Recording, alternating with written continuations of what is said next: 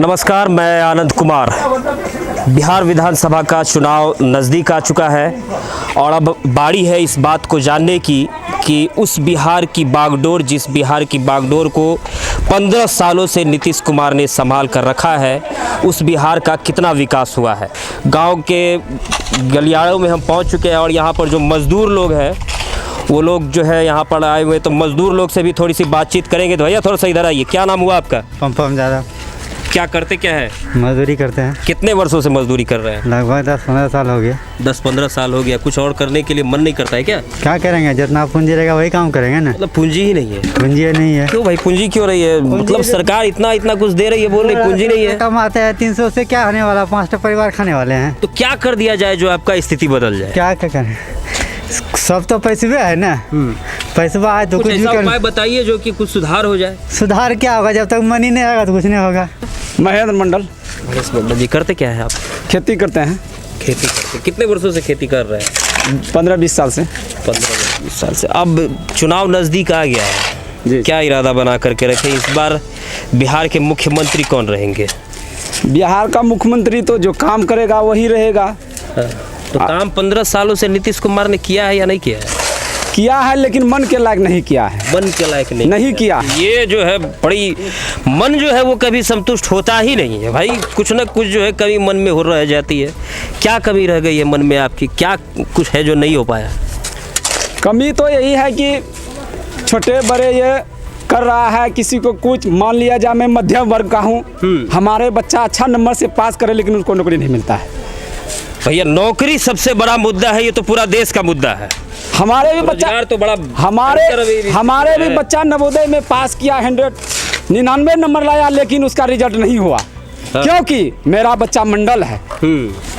Number मिला लेकिन नहीं मिला, मैंने देखा। देखिए, ये जो है एक बहुत बड़ी विचित्र विडंबना वाली बात है कि आज भी बिहार के लोग जो है उनके मन में कहीं ना कहीं दलित और पिछड़ों वाली जो बात जो होती है वो कहीं ना कहीं बैठी हुई है। आज भी लोग अपने आप को महसूस करते हैं कि हम पिछड़े वर्ग से हैं, इस कारण से हमारा विकास नहीं हो पा रहा है। क्या नाम हुआ भैया आपका? मेरा नाम अमृतेश कुमार हुआ। अमृतेश कुमार जी, करते क्या है आप?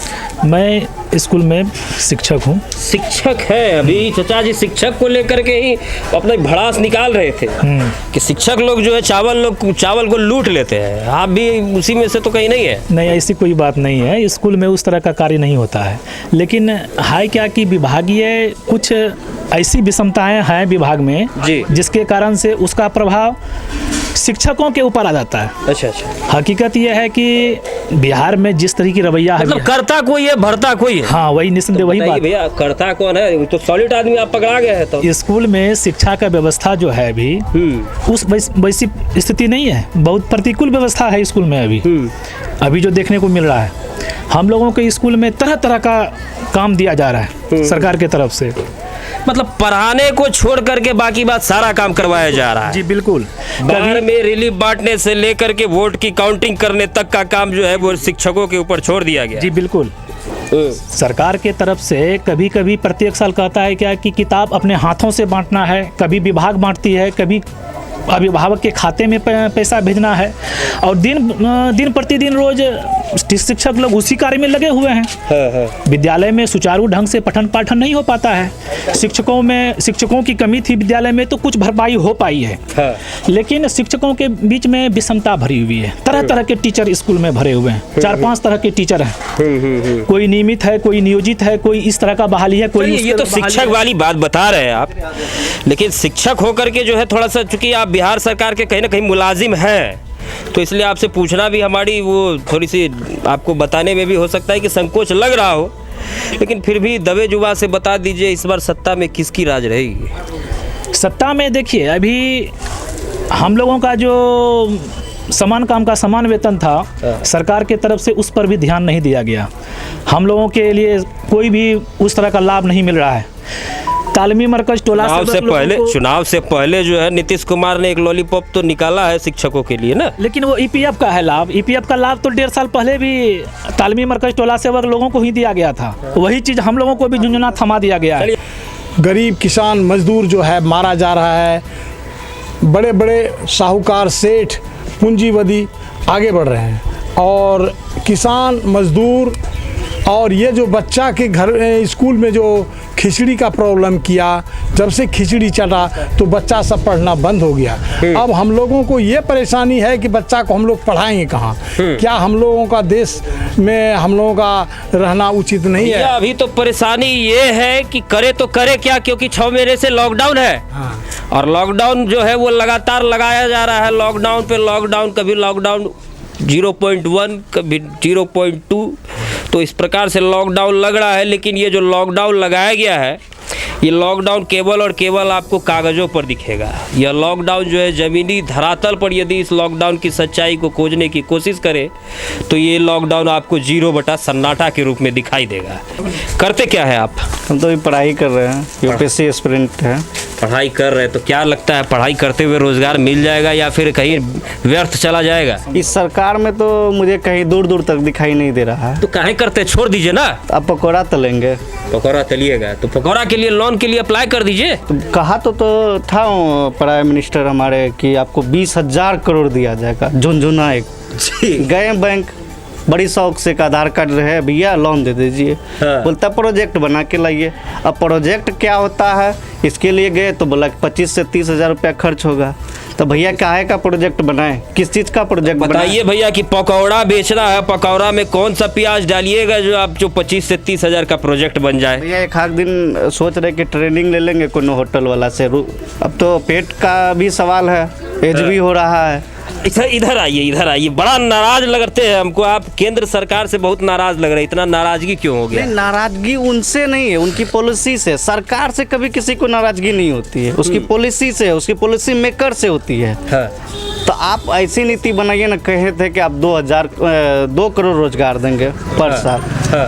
हम भैया धरातल पे दिखा दीजिए ना कि 2 रोजगार आप डेली दे रहे हो, 2 रोजगार आप दे रहे हो डेली। हाँ। तो ये सब अब लोग जान चुकी है और समझ चुकी है आपकी बातों को, आपकी पॉलिसी को। तो अब जुल्मेबाज में नहीं फंसने वाले हैं लोग। कहीं ना कहीं परिवर्तन का दौर चल रहा है और परिवर्तन दिखेगा आपको, बिहार में ही नहीं हर जगह। आप देख ही रहे हैं कि एमपी का क्या सियासत हुआ, राजस्थान का क्या सियासत हुआ, कर्नाटका में क्या हुआ, तो परिवर्तन झारखंड में भी हुआ, झारखंड में भी हुआ। दिल्ली में तो सबसे बड़ी हार हो गई क्योंकि बड़े बड़े ब्रांड एम्बेसडर जो है दिल्ली में उतरे हुए। जी हाँ, तो आपका घर ही सही नहीं है जिस घर में आप रह रहे हैं, तो आप बाकी कहाँ देख रहे हैं भैया? आप तो आप दिल्ली देख लो ना, दिल्ली देख लो, तो उसके बाद समझ में आ जाएगा। लेकिन कहीं कुछ लोगों का ऐसा कहना है कि बीजेपी हिंदुत्व को लेकर के चल रही है और सबसे बड़ा मुद्दा जो है वो राम मंदिर का मुद्दा है कि राम मंदिर का निर्माण जो है वो हो रहा है और बीजेपी यदि हट गई तो राम मंदिर का निर्माण कार्य जो है वो रुक जाएगा। देखिए, ये थोड़ा सा संवेदनशील प्रश्न है, लेकिन इस पर मेरा एक ओपिनियन है कि राम मंदिर बहुत बड़ा मुद्दा था। ठीक है, आपने सुलझाया, अच्छे काम किया, आपको इसके लिए सहृदय से धन्यवाद दिया जाता है। लेकिन जिस पीरियड में आपने किया वो शायद मेरे लिए नहीं लगता कि उपयुक्त समय था।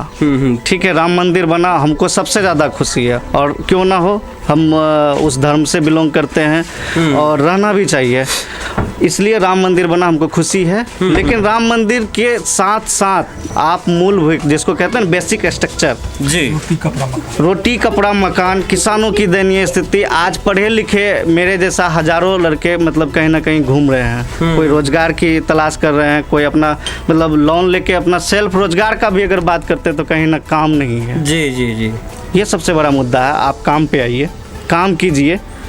और युवाओं की जब बात करते हैं तो आप युवाओं की स्थिति देख रहे हैं, आप खुद एक युवा हैं, आप समझ पा रहे हैं कि क्या स्थिति है। तो देखिए, हम अपनी बात तो नहीं करेंगे, लेकिन बिहार के युवा, वो शिक्षित युवा वर्ग के लोग क्या कुछ कह रहे हैं बिहार सरकार को लेकर, केंद्र सरकार को लेकर, ये जवाब आपके सामने है। और अब तय करना है इस बात को लेकर कि आने वाला जो चुनाव होने वाला है उसमें सरकार किसकी बनेगी, किसकी नहीं रहेगी।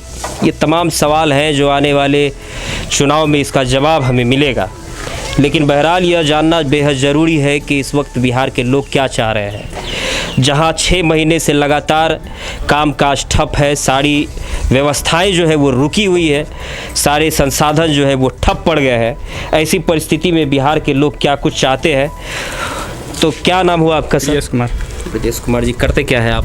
पढ़ाई कर रहे हैं। आप भी पढ़ाई ही कर रहे जी। हैं। उम्र कितनी हो गई? हमको लगता है थोड़ा सा 30 क्या किस चीज़ की पीएचडी वगैरह कर रहे हैं क्या? मैं MA कर लिया।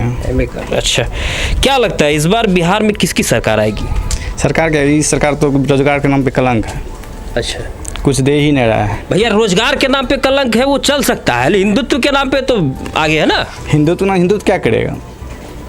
लोग का कहना है कि भाजपा है तो हिंदूवादी जो है, मतलब हिंदू जिंदा है, यदि भाजपा चली गई तो यहाँ पर सबकी जो है बैंड बजने वाली ये है। तो सरकार भ्रम फैला रहे हैं, सब लड़ाई लगा रहे हैं। तो भ्रम फैला रहे तो आप लोग जैसे लोग ही ना इस भ्रम जाल में फंस रहे हैं। इसलिए सरकार चेंज करेंगे, अच्छा सरकार में परिवर्तन चाहते हैं। अच्छा, मतलब उस जाल से अब बाहर निकल जी, गए। और भ्रष्टाचार चरम पे है, जाति आवासी बनाए जाते हैं, उसमें पैसा लगता है। हर चीज़ में पैसा पे कम होता है।